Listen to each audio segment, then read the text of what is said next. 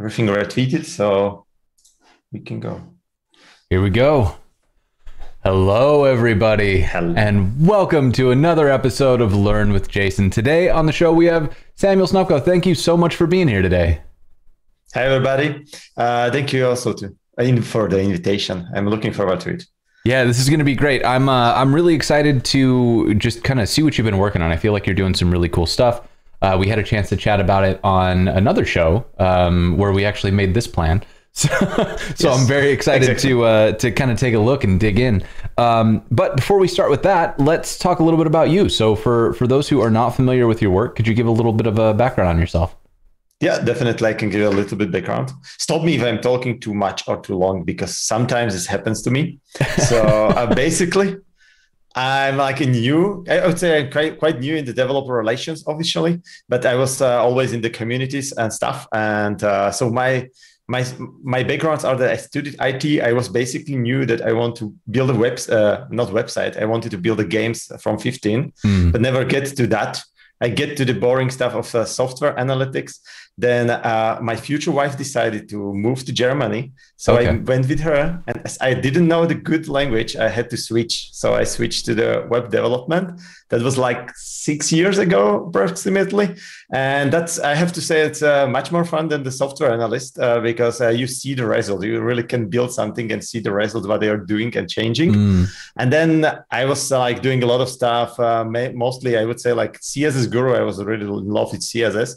And then in the point of time, I should choose a new framework. And I chose Next.js. That time was new, but pretty cool. I really liked it. There's like a lot of differences. Probably that's for a different show if we should compare it with the Next.js. But definitely, then I faced one problem. And the problem was like, I was like super happy with my stack, but wasn't happy with where and how to like take care of that stack.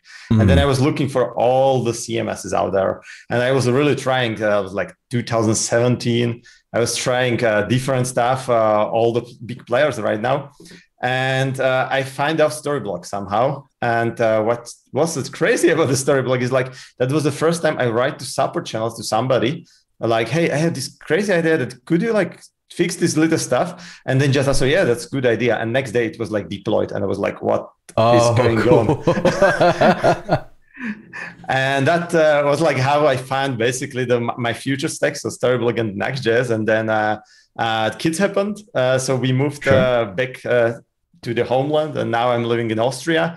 And by accident, Storyblok is also from Austria. So by all the coincidences, it's happening that I made a friends in Storyblok with the guys who built it and came with the idea.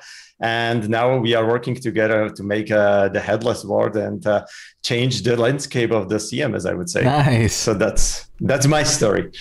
Yeah, I love stories like that. Like I think it's such a good vote for the like, participating in open source, growing your community, and seeing where those connections can lead you. But yeah, that's really exciting. So let's talk a little bit about what Storyblok is. Also, hello chat. I see a bunch of familiar faces today. Good to see you all. Yeah. Thank you for coming and hanging out. But so Storyblok is a visual, like it's a headless CMS, right? It's headless CMS. Okay, so what I guess so each headless CMS that I've seen usually has kind of like their thing, like the thing that they're really proud of about their headless CMS. So what do you think is like, what's the differentiator for Storyblok, the thing that makes it unique? I would say that first thing that everybody will tell you, it's probably the visual editor or the visual part. And we are exactly headless CMS in the way as many others. We get inspiration from all the other headless CMSs, and basically everybody in the Storyblok was the ex-developer working with different CMSs and monolithics, big CMS systems from the enterprise level to small and open source levels. But at the end, we came with the ideas like the most important for the CMSs are the content, like content editors, like how to you edit the content. and all the non-technical features. So we want to build something for the developers that they are happy, and that's the headless part, more or less. So you can choose your tools, you can choose your technology, but still you want to keep happy all the marketers, all the content editors, and those people really like the page builders, for example, and the way that they visualize the stuff, build the stuff, and they interact it. So, we came with idea, or we came like our founders, even still, that was one of the first features, is like how to connect the visual aspect of the new frameworks with the headless part. And it's working quite well, super fast. And I hope that I will present it. So you have a visual editor, and additional of that, you have all that features, or like scheduling content, the pipelines, all the stuff that is needed for enterprises. So you can build your own schema. You have also the draft content, the published content. You can create so many API keys as you need and stuff like that. Yeah. But first place would be the visual editor. Cool. Yeah. And visual editors, I think, are a really fascinating thing, because when they feel good, it's so nice to work with one, right? Yeah. And so I'm really excited to check it out, to dig in. I see. Oh, thank you for the boops. Good to see you. But yeah, so let's also, did everybody see the Jamstack effect that Linda put together? That one's new. No. We finally got it running. So that is, I think that's probably a good point to switch over, right? We can start looking at Storyblok. So let's move over here. Your code has value. Your code matters. Have value. I didn't even know you put that one in there. I should probably review these before I just merge them, huh? Okay, so let's look at the view over here. So first and foremost, remember, every episode, including this one, is live captioned. So we've got Ashley with us today from White Coat Captioning, doing live captioning. So if you want to follow along, that's right on the homepage of learnwithjason.dev. So you can head right over there and get the captions for the show. Then the show, the captions, it's all made possible through the support of our sponsors. We've got Netlify, Fauna, Auth0, and Hasura all kicking in to make the show more accessible to more people.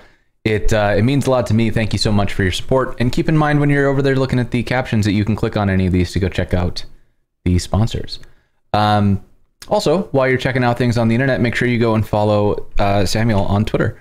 So you can go, there's that Twitter account there. I guess I should follow. Why am I not following? Jeez, I gotta remember to click these buttons. Okay.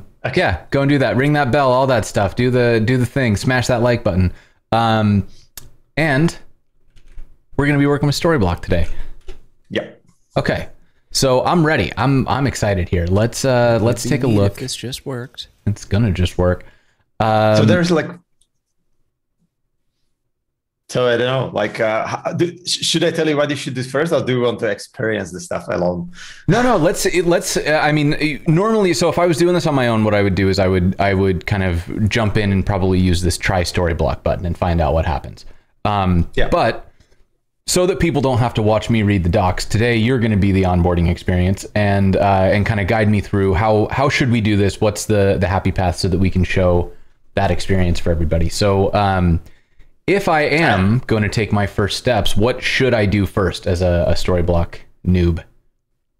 So a Storyblok noob, I would say, like, and I'm like, this is one of the biggest tasks I'm working on. So basically changing the schema of how you should learn that is I would definitely send you to the resources, and depends on how noob you are. So you can getting started, definitely, or you can get to the also developer guides if you want to learn more about the Storyblok. So in general, like stuff like, like what is the space, what is story, what is the field, and all that stuff. Oh, yeah. Okay. So this is like the high level if I really want to understand how things work. Yes, exactly. Okay. And then getting started. So this is definitely helpful. Got it. One part of it still. And if there is like already you're like advanced, what you would be also like, you can go to resources, and I should point out the technologies. So on the right side, you can go technologies, and we have at the moment 3 big hubs. So Next and the Gatsby, where basically you visit any of these technologies, like, I don't know which you would like to, and then you should have a lot of all the pointers like to the also getting started. But for example, if you check the Next.js, Then we have also tutorials for the e-commerce. Like there is a video of me, of my talk from NextConf, if I'm correct, where I'm explaining how to do it in 30 minutes. Nice. And then if you scroll down, there's exactly getting started, cheat sheet, and like tons of materials. Like really, you can like spend here a week probably. And I don't know everything of that probably the moment, because there's a bigger team and everybody's taking care of something. Yeah. But well, this is cool. Yeah. So you've got content all over the place, which is great. Oh, and you're kind of like, so this isn't all content on Storyblok. This is a link to the next docs and yes, cool. Also, so you're, I mean, like, yeah, this is cool. So my idea about these hubs, I call them like technology hubs, is that you should learn the Next.js with Storyblok. So it's like if you go and you want to learn how to do a routing, then we point you to the Next.js documentation because it's already explained there and really nice. And it will be updated also sooner than our docs probably about that stuff. Nice. Yeah, no, that's great. But so now, yeah, go ahead. Let's go for the getting started. Yeah, let's do it. So I'm going to go to getting started. And in here, let's see. So I'm going to sign up for Storyblok. And okay. Let me pull this off screen. I'm going to generate a password for it.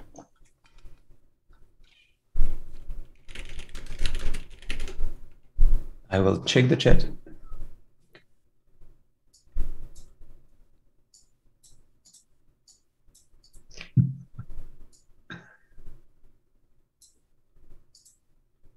Okay. I have signed up. All right. So after I've signed up, it shows me this. It says, "Are you a dev?" I am a dev. And do I want to create a new space? We're going to kind of start from scratch, right? Yeah, we are going to start from scratch. So create a new space. Okay. I mean, if you go for demo, then there is already set up like whole demo with a lot of components. You can experience, like see how it works, like basically a build website. But that's the point of the view if you want to manage the content. So you will not see the code because the code is running already. But that would be like everything will set up for you and you can experience that. And that's something what can also the content editors try, or the marketers, to see how the editing and the visual editor works. Yeah. So what you see here, you can close that. Let's keep this step because I'm your guide today. Okay. And this is already getting a little bit deprecated as we are working on the redesign. Okay. So all what you see here probably we'll have to do one more recording in a matter of like few months. And here you see the content. So you are in the section where you would manage your content. And if you click on the home, this is the representation of your homepage, or we call it it's the home story. Because not every story is also the website. It's sometimes also if you are an application or you do iOS, then you get a different stuff. So here in the middle, this is the visual editor, which is not set up correctly at the moment because we don't have any localhost, any URL, so it's not configured. Okay. On the right, so that will be something we will do in a second. Okay. And on the right-hand side, you have a page, which is at the moment an instance of the content type that we called page. And we have there one field called body. So we will click the define schema, just as you are a developer, we can do that. Okay. And you see here this body is added by you, basically. Mm-hmm. This is just the default stuff that we added there, something that is not empty. And if you click on the body, on the field, then you see that it's a types blocks. Okay. And we have like different types. So you can like close this, cancel it, and look on it. Sorry, I don't want to be something like, hey, you have to do this. And these body type blocks means that you can add inside any other components. Okay. So this is just for you to explain what we are doing at the moment. So if you now close this, cancel. Okay. You see that in the body, you added already teaser and grid. And the teaser, you can reorder them exactly. But we don't have any visual preview for that at the moment. That will be that's right, because we have to set up the... I got you. Exactly. I got you. Okay. That will be your code. Okay. All right. So, or your task. So, but you can preview it. So if you hit the save button, just to be sure, and go to that arrow on the right side, and do the draft JSON. then you will see basically this is the JSON you would get through the REST API. Oh, okay. Or you can also use the GraphQL if you want, but that would look like definitely different if you want that. Okay. So that's actually really slick that we can do that, where we can pull in and we get the draft and the published version too. Yes, but you have to publish. You didn't publish this at the moment. So if you click the publish, you would see nothing at the moment. Yeah. So this is slick. This is really nice. And if you click on the grid, that you see that it's all on a multi-level. So the grid. Oh, got it. Yeah, click on the grid. Click. That this inside you already there are the features, and these features are components, which if you now click the define schema, I know maybe I'm too fast. Then this is the schema of the features. Got it. Okay. All right. I'm with you. Yeah, cool. Cool. So cancel.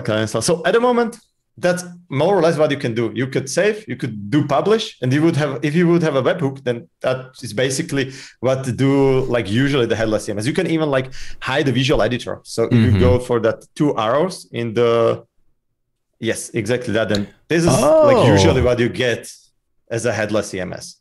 Got it. So if I don't want to do the visual editor, then I can just kind of throw all this stuff around. Okay, that makes sense. Cool. Yeah. Okay. There are always cases like that. You have authors who don't have pages; they have just a name and something. Then you just create them as a stories. So and now if you go out, so please go in the left top corner, that arrow back. Okay. And here this was in content. So there are other definite different sections. But for you as a developer, you go for components. And here are the components who are defined at the moment. So these are just added to every space if you create it, because it's a little bit tricky to create an empty space. So this is exactly what we already saw in the schemas. So these are the schemas of my components. Nice. Okay. And if you can you make a zoom out a little bit, because there are 2 other columns that are hidden at the moment. Just one. Yes, that's enough. So these, you can see that there is a content type and nest table. So these are the 2 types of components we have. And so nestable means that so page, I can't put a page within a page, but I could theoretically put a grid within a grid. Yes. Okay. I got you. So, and the content types are used in the content to create the pages or the stories. And the nest table components are used to create the blocks inside those pages or the content types, but also inside any other component. So also you can nest a component inside the nest table component, and then you can create a never-ending chain of nesting and the combinations and all that stuff. And if you are familiar with the atomic design, then you get what you can do with that. Yeah. Now this is slick. This is really nice. Cool. So if I want to just get started here, then to get something on my local machine, I go to one of these, right? Those are even super long tutorials, ultimate ones, with multi-language and the menus and stuff like that. But if you want to start with this, you don't have to do any big changes in the space. Just go back to the getting started, and there is step by step what you should do, because we have. We had a getting started that I just totally stopped looking at. Okay, so we did that exactly. Okay. I explained all this more or less, I think. And then we looked at the JSON. So code. Hey, code. I need to have a GitHub account to fork the code sandbox. I have both of those. Yes. So let's see. I know React better than Vue, so let's do code next. Is that right? Yeah. Oh, so we would need to add code. Code time. So we need that. Right. So let me make this a little bit bigger so we can see what's going on. And then I'm going to fork this. Am I logged in? I need to log in. Yeah, you have to log in. And we have these code sandboxes that you or anybody who wants to try the Storyblok basically doesn't have to do anything else. Just logged in, create the space, take a API key from the space, and basically put it here into the code sandbox. And you can already see how you would your code look like. Yeah. Okay, so looking at Storyblok service, that's where I would put the API key. This is my token. Yeah, exactly. But this is the you have to take your auth token. So from the space, and exactly that's one place, or you can go also to the settings of the space and find it there. And you can create like multiple tokens, so API keys. And here nice. You can clear like public ones, and I can name them. Exactly. So so that's actually probably even a better idea because then I know where it came from and it shows me. Okay, I like that. So I'm gonna grab and do preview. Please do preview access level because there is something special in the access level. Oh, okay. Let's create a new one. Preview. I'm gonna take this. We're gonna head over here. Drop that in. Save. Yeah, and you need to do one little hack. Okay. And that's go to the server tab in the code sandbox because you have to restart the server to take this token. That's exactly that one. And there's a restart server. Exactly. Okay. There's like they in the code sandbox they cache a lot of stuff to make it like probably more powerful and like performant. So these are some stuff that you have to then restart. Okay. Which is cool. And you can see basically already your code, content in your preview. So this is exactly what you had in your website. Okay. And there is some enhancement. And you can also take that URL and just open it in a new tab. In a new tab. Just show that it works. And theoretically, you could send it to anybody. Oh, yeah. And do you want to look at this? There you go. And buckets, did that just work? It did. It did just work. It works. For now, it's working. Everything. It looks much better than the last time as I did it. Here in this part, I was like debugging the Storyblok for 15 minutes in live stream. That was pretty fun. Because I forgot that server restart. So. Oh, okay. And so then, if I want to, so what I was looking at is when we were in here, it showed my server address. So if I want to do that, my guess was that it would be in settings, and I'm thinking it's here. Is this right? Yes, exactly. Okay, or added it. Or you can add preview URLs on the bottom. So if you have like multiple environments, like production or like you have a Gatsby website, like for example in the our getting started, I have a Next, Gatsby, and also the Next.js in the same space. Just switching this code base, which is consuming the content. Mm-hmm. That's really cool. Okay. So now hit the save in the right top corner, and it should work. Okay, so I'm going to go back to my content. Yeah, and it should be connected, and we get error, and that's good. Yeah, that it looks like we're missing. It's going to the wrong address. Exactly. You're good. So now we have a little hack in the visual editor for that because you could do that in the code, but you can go to the config, and as this is the home page. This is something special because we need don't change the flag on the bottom. There is just override for the visual editor. Scroll down a little bit. And there's a real path, which is for visual editor, the optional one, and just add slash. Exactly. And hit save on the top. And basically why is this happening is that if you have a home story, you want to name it. And this name is used usually as a slug. And the slug, but in the website, index page doesn't have a slug usually. So this is just the override for the visual editor to know like, hey, this is the homepage. But in your website, if you're on the index, you still want to call API and say to them, hey, give me a content of something. And if you want to get a content of a homepage, so you want to say like, hey, give me content of the home. So you just need to have there some name. And this is a good question. What happened here? What did I just do? I broke something. So let's go back in here and look. Yeah. I'm saving. Okay. Let's hover on the teaser, please. It looks like the code sandbox didn't restart it correctly. Oh, okay. So let's go back to the code sandbox and I'm going to refresh the page. Yeah, do one change in the Storyblok, please. And the content that we see, make like hello world, hello JSON.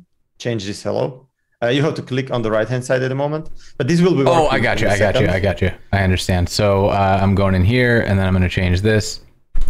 Yeah, to something. It looks like we are still connected to the old one, to old space, to the default one. Yeah. See, Okay, it's not yeah. connected. All right, so we updated this token. That's my token. Yeah, can you go to the tokens and check if we saved them? Maybe we didn't save them. Did I? Also. I thought I saved it. It's only in the one place, right? Yeah, that's only the one place. Did you save it? See, it's doing stuff now. And maybe it's still try one more time restart of the server, maybe. Okay. It is like really tricky. You are still connected to the old one, so this token was not used. That's I'm like now 100% sure. Okay, so let's. Oh wait, now it's picked up. Now it's okay. Working. Okay, so now it's picked up. Now if you reload here, then we should see also hello chat. Okay, so that means now I can just click in here and do stuff. Yeah, should work. Yes. Oh wait, no, you cannot edit there. That's not. We are not so far away. And there's also like big discussion about if we want to do that in general. Okay. To be honest. So if you now like click exactly, you can do a C live editing basically. You can also drag and drop on the right hand side. So if you go to page level or the grid level, you can like reorder the stuff. You can copy paste. Oh, nice. Okay. You see which feature is basically also like clicked, but you cannot edit there still. Like, sorry for that. No, it's all good. Okay, so now I'm saving, and I'm not publishing. So we're looking at previewed content, not live content. And even one very, very, very important stuff. You are using draft content here, by the way. Mm-hmm. Draft token. So you get the draft content here. The published would be basically that you have one more environment where you like getting the production. My bucket. I'm sorry, I couldn't hear you over the sound of me shouting. That's good. All good. Okay, so you said this is it's a draft token, which is why I haven't actually published this page yet, but we can still see it on Code Sandbox, which is what we want. Yep. What did you say after that? After that, I said that there's like multiple strategies, basically how to do the multiple environments. One way is that you could have a .env file where you say like, if I am deploying to the like Vercel on Netlify, then what you will switch to the production token. Gotcha. So you would use a different token. Now we statically have only the draft token, so you always have access to the draft content. Right. So we would do something like we'd put a process.m. Exactly.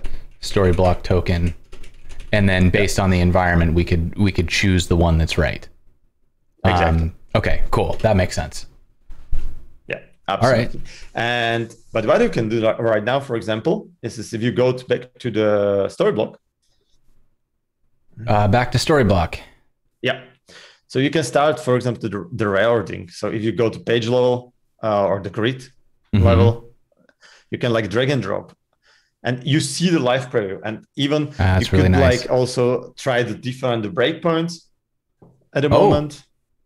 Ooh, so this is handy. I like this a lot. Even on the top, if you see there's a mobile icon, so you can click that one, and your content will basically get some default mobile view or tablet and the desktop. So that's slick. And the feature, I'm always like super happy, and I don't think so. It's all to understand how important is that you do all the edits. So let's say you open the grid and you copy paste the content there. So open grid, select everything, please, on the top, and just use a copy. And does this work with keyboard shortcuts? I don't think so at the moment. We do a redesign. I will take that in consideration. And that will be super handy, the keyboard shortcuts. I would love to have those. So, and now if you notice, you still didn't save anything. Okay, and I got you. And you don't have to save it to preview your content. So the content editor or the marketer can try the content, see if this works, and save only the stuff that he loves, like he's like happy with. Yeah. Okay. So as the person trying content things out, I'm making a mess in here.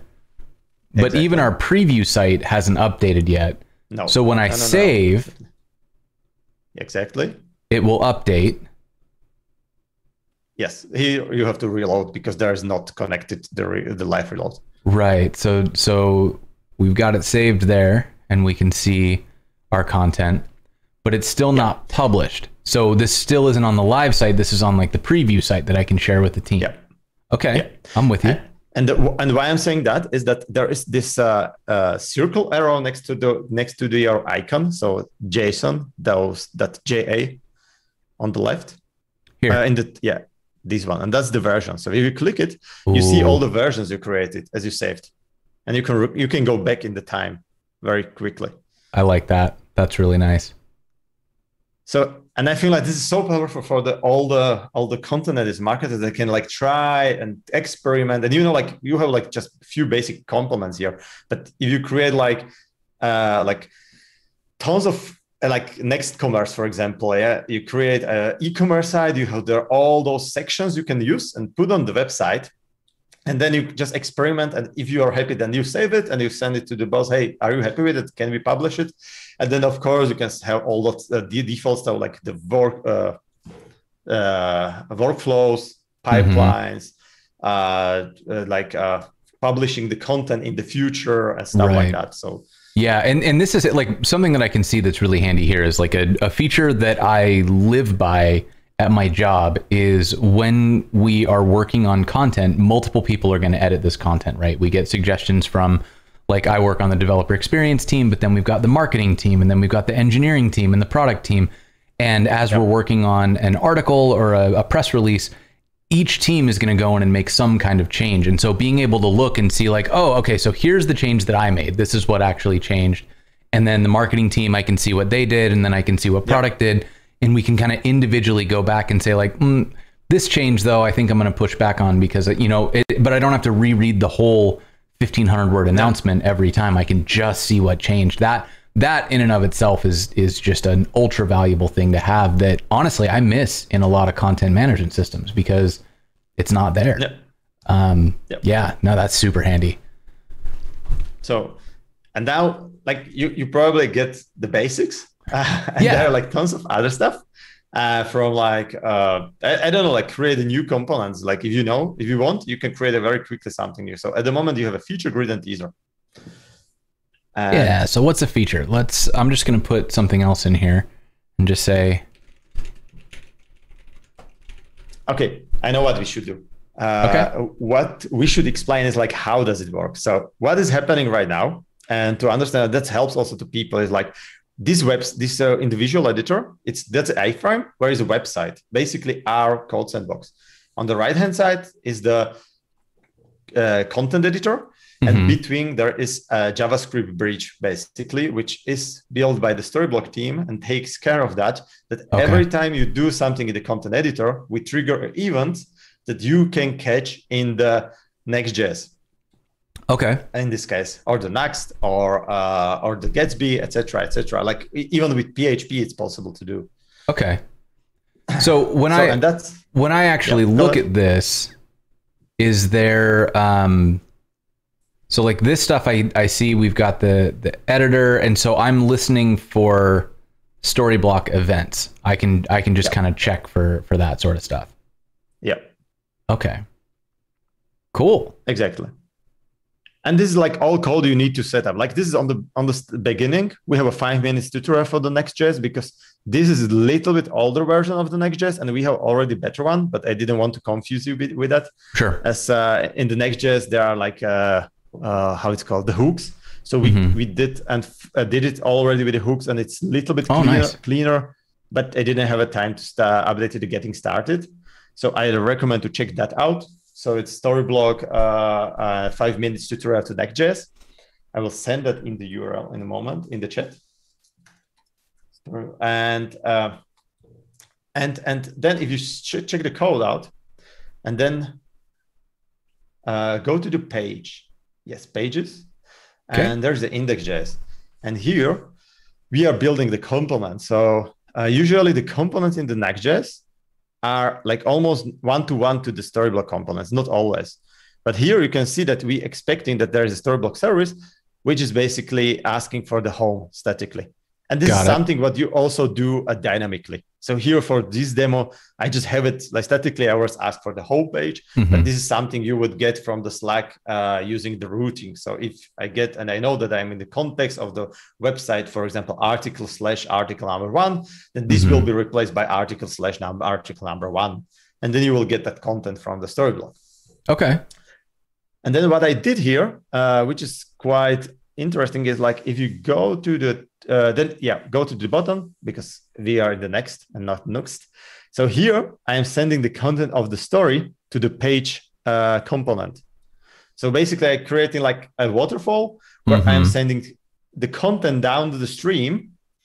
And then you finally see this special stuff, which is responsible for this connection between the component and the content editor. So with this SB editable, is something which was in the old times. We needed to wrap it with the special component. Thanks to the hooks, we don't have to do it anymore. And basically, it will be just a prop on the main, as would be also in the next. So if you would check the next code, there's like only v editable on any component you want to have a clickable. Okay, I got you.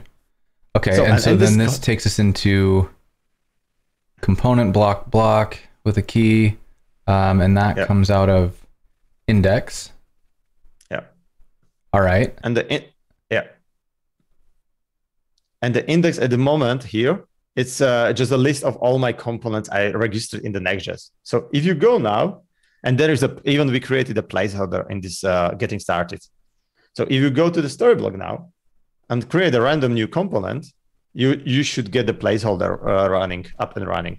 Okay, yeah, let's do it. So I'm going to define a schema, and we're going to call this one... Oh, wait, I did this wrong. I need to do it. No. Back. Little bit. You are going to create a new block. So add a new block. Add a block. On the bottom. Got it. And just write JSON component, or how do you would like to call it? Yeah, let's call it... Yeah. That... It's not been created yet, so the schema, we can just do, let's say, a title, and let's add a body. Okay. And this is going to be, we'll make this one, let's make it rich text and see what that does. Rich text is basically a prose. It's how it's called. We have a widget, which then you can get a JSON file, basically JSON structured rich text. Oh, nice. You can do inside that also the components and like custom classes. Oh, slick. Okay. So if I save this, then I have so I've created my just cancel. Sorry, it's like the UX will be better, and with the redesign, it's still like few things. And now you see like you can start editing basically, but you wouldn't see the result. You can just edit. So if, for example, this is also good sample, is like if you want to build articles sections for your website, you can set up everything for articles in the Storyblok. You can let all the writers to write the articles already, but the developers are working on the code, and nobody's blocking nobody. Gotcha. Okay. So now that I've got this, I save it. And then out here, I need to create something to handle that. So I need, let's say, a new file. So I'm going to call this LWJ component. Yeah. And let's take a look at one of these to see what's in it. So there's this SB editable. You can just copy paste it basically. Yep. Okay. Yeah. Let's copy paste it and put it in. Okay. So we pull in SB editable. You said this is going to be in a hook in future versions. Is it already working? So it's just like, sorry, this getting started is older. Got you. And then I can just use my information here. And so I'm guessing that my rich text is probably going to need something different.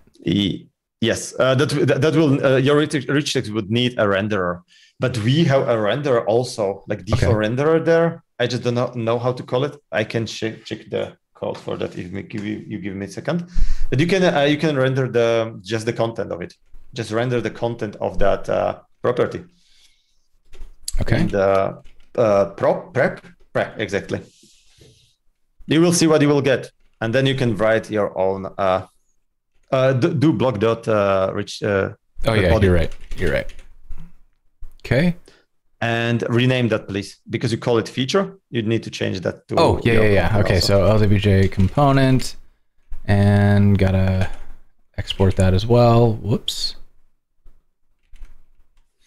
And then we got to go into our page component index. And then I need to, oh, here's a question. What does it name? Go define schema, please. There is a technical name. This is just the show and the config. On the top, there is a config. Yeah. And there's a technical name, LVG component on the top. Oh, no. So I can just leave this. Yeah. Okay. Yeah. You did it correctly. So I can drop this in and then this, and then I need to import. Exactly. I mean, you're probably much better with React than me. So, and the Next.js. I'm the Next guy and the Vue guy. Okay. But this looks good to me. It looks right. You didn't save it, so you will not see it here. Save it. Oh, I broke it. Objects are not a valid React child. Oh, I think I need to stringify this, I bet. Yep.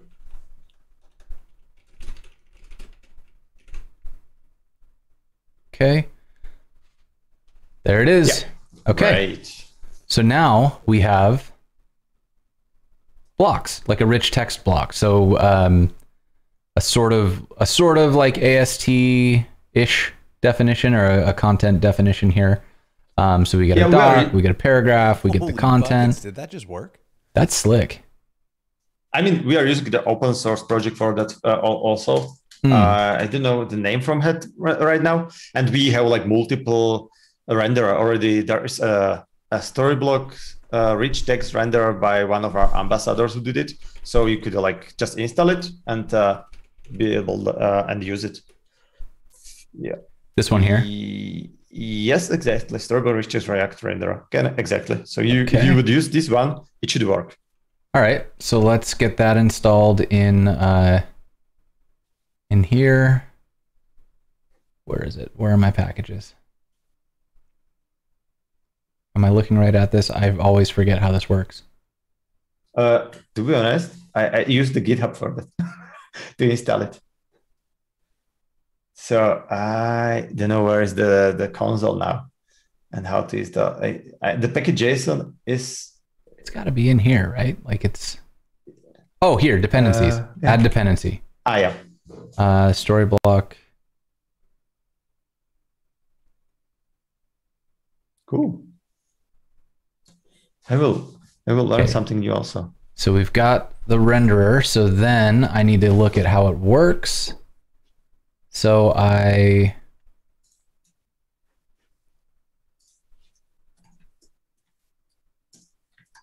usage, here we go. So I pull in render from the renderer. So I'm going to do that up here. And then let me make this a little bit smaller so we can actually see what's going on here. Then once I have my render, I'm going to use it by rendering our document. So I can, instead of doing this, and then I'll make this block body is my assumption. And we'll make this a div instead of a pre-tag. And I believe looks valid to me. Heyo. Cool. And then, nice. All right, so let's add some actual text here. I'm going to make this into a H3, and then we can. Okay. So I think this one. I'm guessing that there's just no styles applied for headers in there, so that's fine. But this is slick. Like this is looking exactly like what we would expect. And if we inspect the stack, but like Jamstack. All right, I'm in. Yeah. So there we go. Here's our H3. We've got a paragraph with some bold text in it. Like there. All right. So we've got rich text editing, and that took us. That was pretty quick. I like that. Yep. Yeah, exactly. And you can of course, make it more powerful. So you can use the components inside there. So the components you already used, you can use inside the rich text editor, for example. Really? Okay. So if I go here and I go to add block. All right. So I'm going to add a block, and I'm going to put in a teaser. And in my teaser,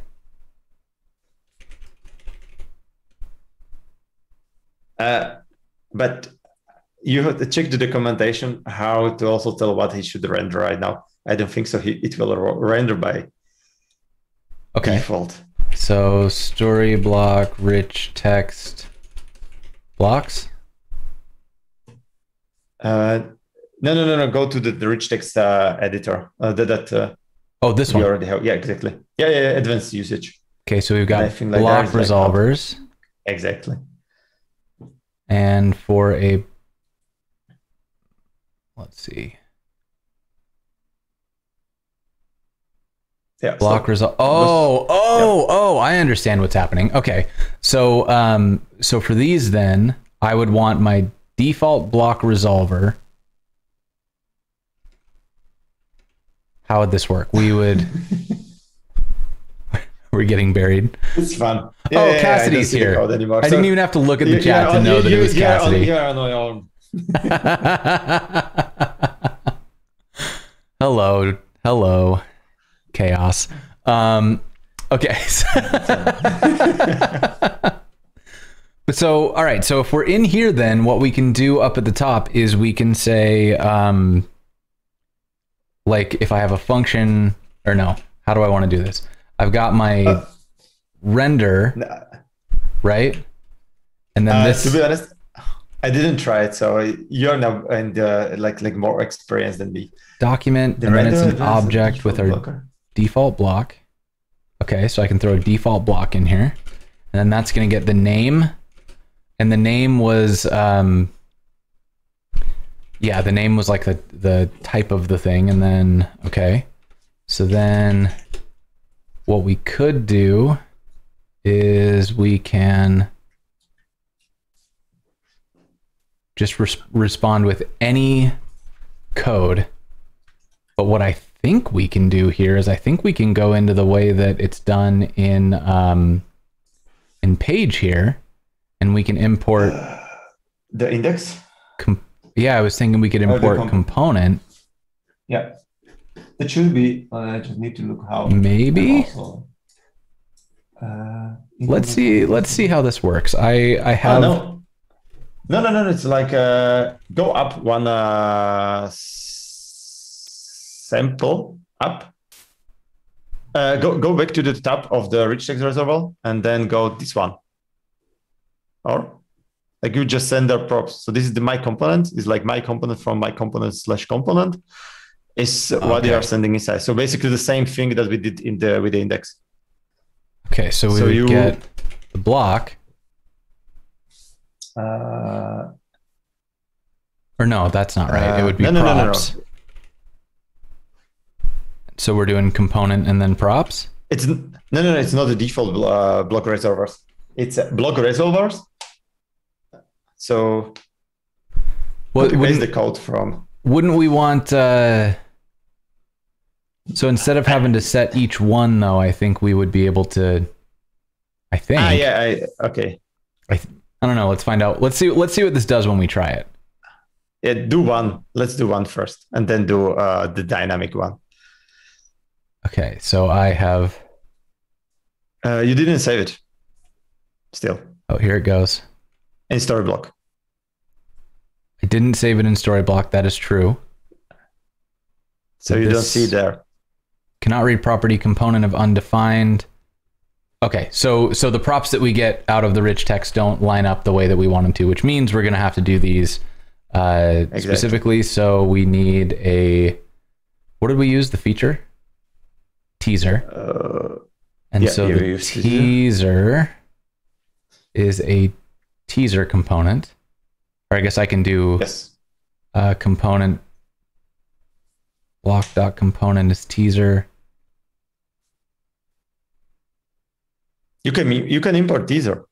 Like import the Yeah, teaser. I think I'm trying to abstract this away a little too much here. So let's get teaser instead from teaser. And then for a teaser component,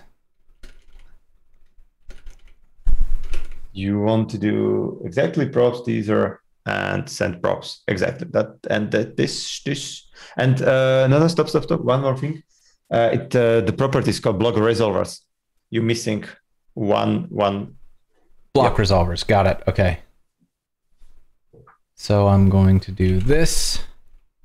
And then this was...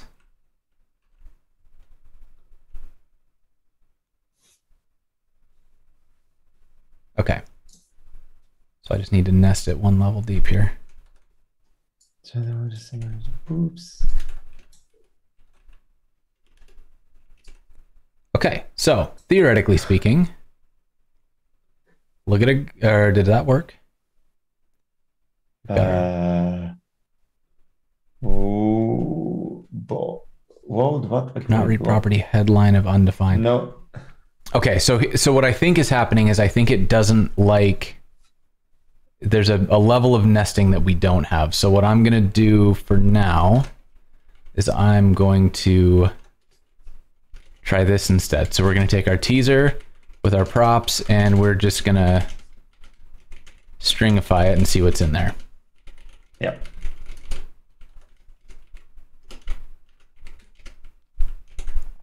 Okay, so saving that, we should get... Can you reload? Save it and reload? Yeah, it works. Great. Okay, so then we get a UID and a headline. Good. So what I need for teaser I is see that problem probably. we're getting block.headline. So I think what I need to do is create like a block and then pass in the headline, which we can do. Yeah. So I will do teaser and then the block will equal, I think we could just pass in props and that should do it. And then I can get rid of this one for now, keep it just in case. And then if I go I didn't here, notice that. hey, look at it go. And now we've got content. Yeah. This is pretty slick. Behold, my bucket. Very nice, Kyle. Okay. This is pretty exciting. I am definitely pretty excited here. It took a totally different turn as I expected. I was like literally like playing like 1 or 2 times with the rich text editor. So this is like new lesson for me also. Yeah. I mean, it's many features. Like it's cool too because if I drag this around, that's a known bug. Sorry. Oh, okay. So that was expected. That's fine. We can leave that be. But this is great. Like I can definitely see some power in this and some flexibility here because especially as I'm thinking about like use cases, as a content editor, we can't be super prescriptive. Like not everything is going to be a block. Like a lot of stuff is just text and I'm going to be throwing in chaos, but being able to have almost like drop in components that are a little more structured. So I need a call out box, or I want to put in a structured image figure that has a caption and a credit and some stuff like that. Like being able to do those sorts of things using blocks so that we don't have to do a ton of custom coding. It makes it really nice. Example? I have a great sample. Okay, Go back to and create a new space, the demo space, because now you know the basics. Oh, wait, I mean, like you know how you would continue. So there's like not a lot of. I mean, like there's a lot of stuff to explain, but you can create a new space and just create a demo. Okay. Exactly. You will see basically how powerful is it, like the whole approach. All right. And so I would love to underline that how is built this demo is only one way how you can build it. So it's not necessary to build it all the time like this. Okay. And you will see why. Yeah. So this is the demo page, and yeah. Okay, yeah. So we've got all sorts of stuff in here. We've got buttons. We've got social icons. Yeah. And there's like little problem. It is if you look on the call to action. So, or if you the call to action, there is like too many like input possibilities. Like click and you have in styles there. Like there's a tab style on the top, which you can create these styles, these tabs. You can create like here. You can change the styling. Like if you want to.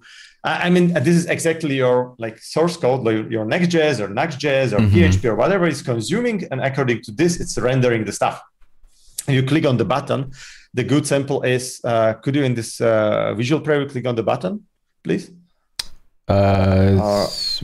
Which one? Sorry. The call to action, like under the headline in the visual preview on the left side. Go to left with mouse and down. There's a blue button, call to action. Yeah, also this one. Just click on it. Okay. And now you can go to scroll down, and there's like styles of the button. So you can change it to white, empty, or whatever you want. I got you. Add shadow, or like change it. And these are like the possibilities all you can set up for your content editors, so they can play with that. And with this, on the components level, you can create a lot of like combinations. And if you look now on the call to action, like open the call to action. So you have here like general styles images, like 3 tabs, and every tab there is like tons of setup. And this is like pretty complicated to build a new stuff. So if you go from scratch, so go to page level, please.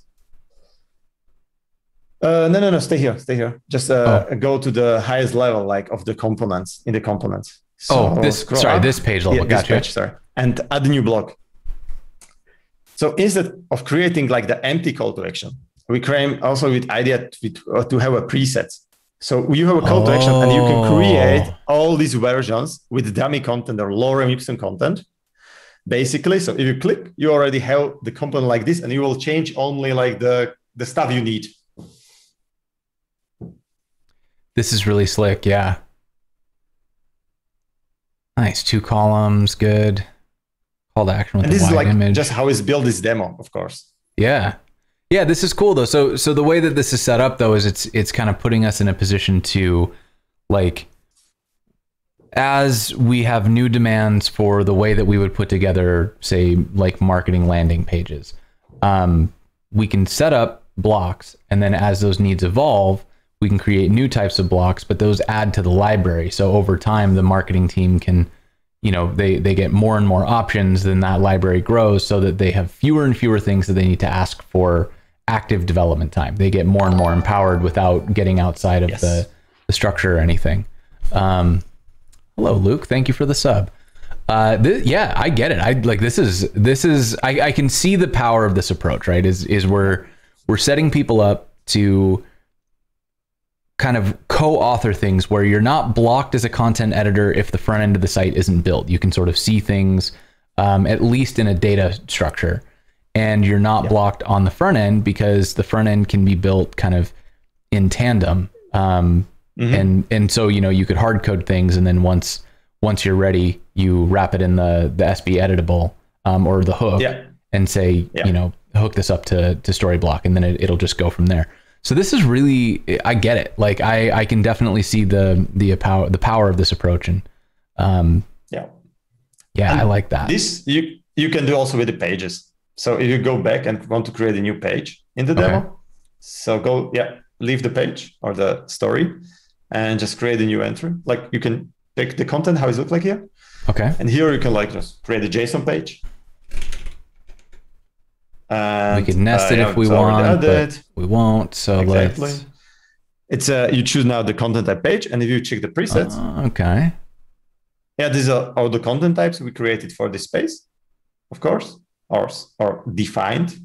And in the presets, there should be a homepage preset. So you click the homepage, and then you, there's cool. also there's for articles also preset. Nice. Yeah, okay. And just create save, and you should get basically your homepage. Nice. Look like there's some kind of bug, but you see how it works. Like there's 2 menus on the top. didn't expect it that. Yeah. I mean, probably we need to remove the header. This is the image. But just a fake header. And the great thing about it is it's like, oh, cool, solved it. Exactly. Like I do think that's a really nice kind of takeaway here, where we can do this sort of stuff so quickly, like right on the fly. Oh, nice. And then this is going to take me to another section. Like it'll take me out to the footer. This will take me out to, I assume it'll take me out to the nav. But then I've got all these pieces in the middle that I can use. That's slick. What did I just change here? Oh, I actually navigated on my site, didn't I? Yeah. You have to, like, in the visual editor, usually you have to prevent that event if you don't want to use the links. Some people want, some don't. So it's up to you. Just check. If we are inside the editor, just forbid that. Yeah. Got it. There's like, what is more also interesting is check the URL. So here the URL already, if you see, that is like created for you. And we have here you just created that. So did you hit the save already? I didn't, but I can. Just hit the save, and then you see the button next to the save on the left side. That arrow, it's probably in the new window. So, and this will open your draft content with a unique, how it's called, not props. Query string? Query or parameters. And this you can send anybody, also the people who are not logged in the Storyblok, and they will see that draft version on the website. Oh, slick. Okay, so I can show, like, I'm working on something. I have my draft. So I can, using Storyblok, I can build kind of a unique, like, preview URL. That's cool because like what I like about that is that it helps solve the problem from both ends, because if you're a developer, then it makes sense to use something like, like Netlify's got the deploy previews. I open up a pull request and then I can see the work in progress at a unique URL that's shareable, but it's not live. For content, that makes sense, but you have to like rebuild the site for each preview of the content. And it's like, how would you do that between different users? Because the site code isn't changing, it's the content changing. So it gets complicated. So you solved that in a really clever way, where you're basically allowing us to open up the site.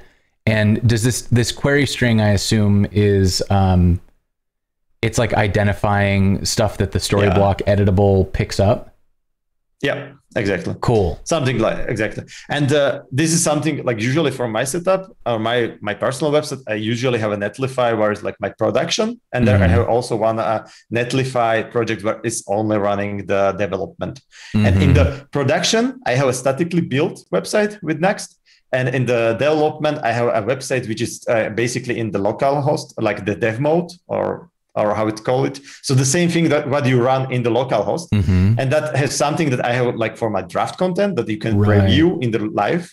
And then if I'm only a developer, I just work in my local host. And then I have also the third environment, which is local host. And I see in this visual preview also the local host. That's really nice. I love this setup. I think it's got some very, very powerful features. I can see, the content preview, just the ability that you get as a developer when you move to the Jamstack is super powerful, but it comes with this trade-off that content editors miss, which is like the monolithic, you work in something that's got the versioning and the instant previews and stuff. So Storyblok is solving that. You're getting the version history, you're getting the multi content, you're getting the instant previews.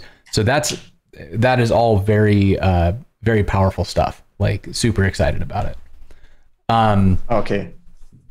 Cool. So what else should we look at here? Are there any other features that we should show off? Definitely. If we should, and we have a little bit more time, then go to the Storyblok, and we have a powerful way to extend Storyblok. So even we are a SaaS, which is, there is like myth, it's English order, about that you cannot extend the SaaS product, like services as software as a service. Oh yeah. But you can create your own section in Storyblok. So you go to Storyblok application, just very quickly. Where the space, the application login. So Oh, basically, sorry. you're logged in. Here. Yeah. Go back, and there's App Store. And I just want to point out, like you can already like try. For example, there's a Cloudinary and that basic stuff you can install, but you can create your own apps. We have authentication service, and you can run your own stuff. So, for example, like if you want to see a deployment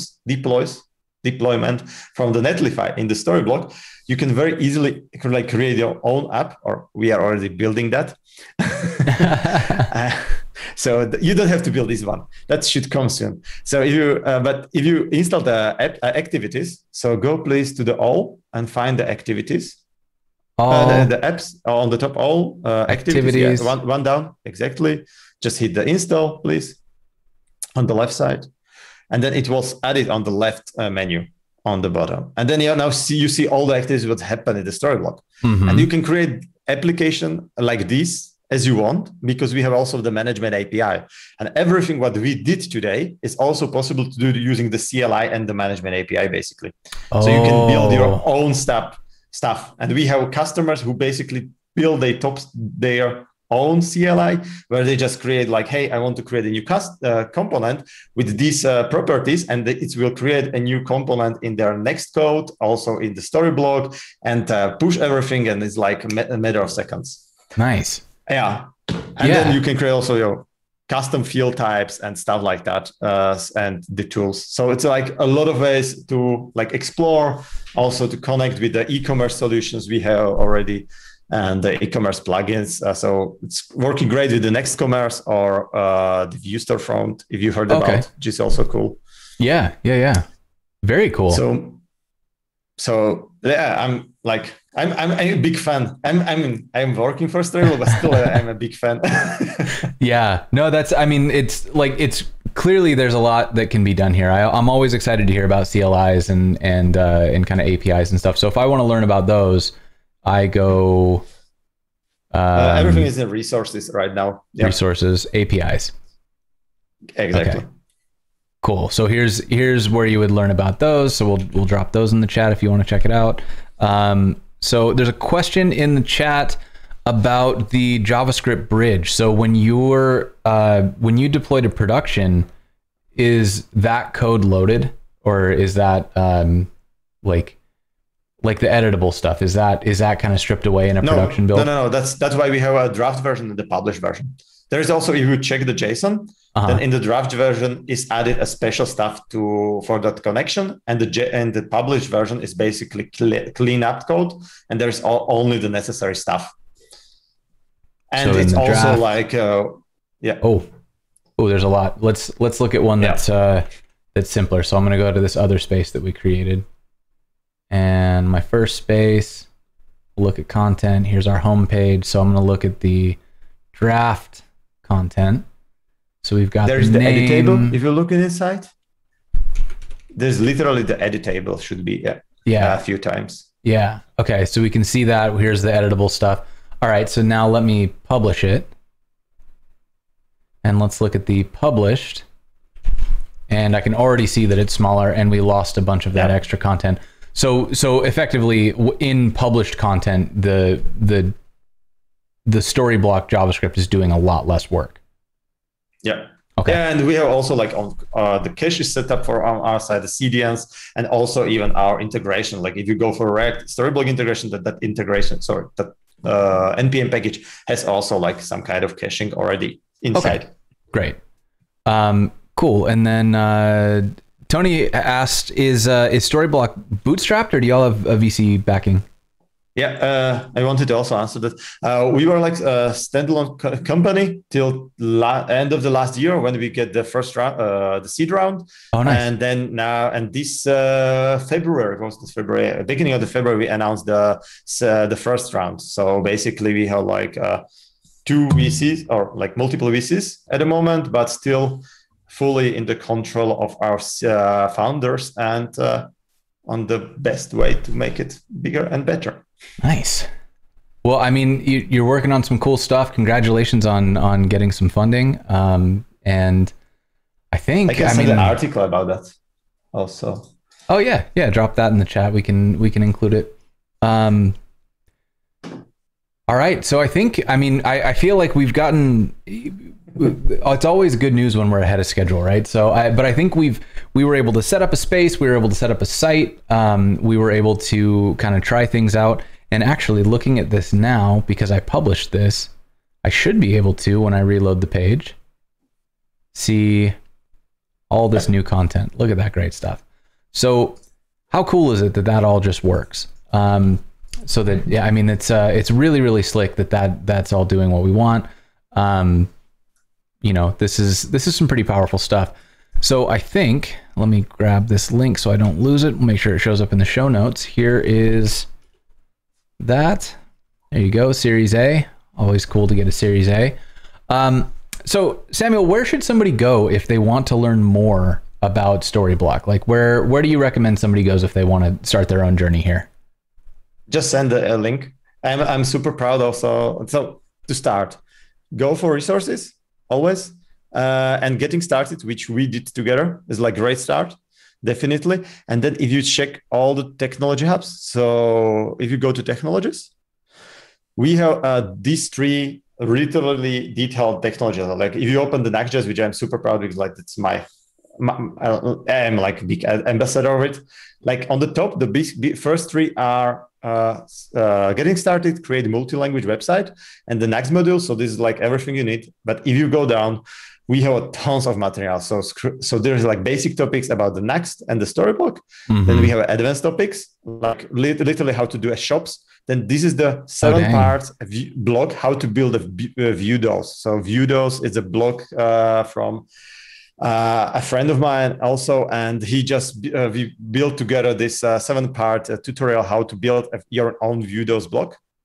So you can just go there and just copy paste it. And then on the bottom, there is also expert topics. So a lot of stuff. Yeah, as you can see. Building apps, dynamic forms, different tools, modules. And then also like, if you want to check what is built with Storyblok, a lot of stuff, a demo project, of course, a cheat sheet, and how to build it with BigCommerce and the next something. So this is, and these kind of, we have for Next, and the Gatsby. Mm-hmm. Then we have a Discord. And if you go back to the technologies, go back in the browser, please. Yep. And you scroll down under these three. So there are all other technologies. We have at least some kind of like 5-minute articles how to integrate it. Mm-hmm. But if you check like the content management, the content delivery API, then there is also like source codes in different languages, how you can integrate it, etc. So to API, go to content delivery, and on there you see on the top right tabs like JavaScript, Ruby, PHP, Swift, Python. So you can like check all the source code. So it depends only on your technology. And if you're missing something or something is unclear, you can always like go to Discord, which is also in the menu. You will find the invite link, and you can chat to me or any of my colleagues. Very cool. Yeah. I think that's it. This is some really cool stuff. So if somebody wants to go and find more about you, I'm going to drop your Twitter again into the chat. Chad, make sure you're doing that follow. Where else should somebody go if they want to learn more about you? I have a website which is super old and there's nothing. So the best thing is the Twitter. Go to the Twitter, and this is my website. That you can see, this is like I did it time before I joined Storyblok. I like it. I mean, that's a nice little. I should update it. I like it. Yeah. And this is only HTML and pure CSS, by the way. Nice. I just didn't have a time, so I just coded a HTML page. Yeah. No, I think this is great. So I think, I mean, with that being said, I think what I'm going to do is I'm going to do one more shout out. We've had Ashley with us all day doing live captioning. Thank you so much, Ashley, for doing that. She's with White Coat Captioning. Jamstack. So we've had the White Coat Captioning here all day. Thank you again. And that's made possible by our sponsors, Netlify, Fauna, Auth0, and Hasura, all here to make this show more accessible to more people, which I very much appreciate. Samuel, any parting words before we call this one done? Yeah. One more thing I forgot. And this is like, we will have an event. So if you want to check the Storyblok, Behold, we my have bucket. an event. Okay, sorry. And it's a Storyblok event and stories from the blog. So search for Storyblok stories from the blog. And yeah, that's exactly Here we go. the link. Thank you. Right at the top. So everybody go check that out if you want to learn more. Oh yeah, this is I like these. I like the roadmap meetups. Always fun. That's coming up in looks like a few weeks. So go sign up for that, y'all. Cool. Well, with that, I think chat, Samuel, I think we're going to call this one done. This was great. Super excited about Storyblok. It looks like you're doing some really cool stuff over there. Can't wait to see what you do next. Chat, as always, stay tuned. We're going to go find somebody to raid. We will see you next time. Thanks you very much. Have a nice day or evening or what is now.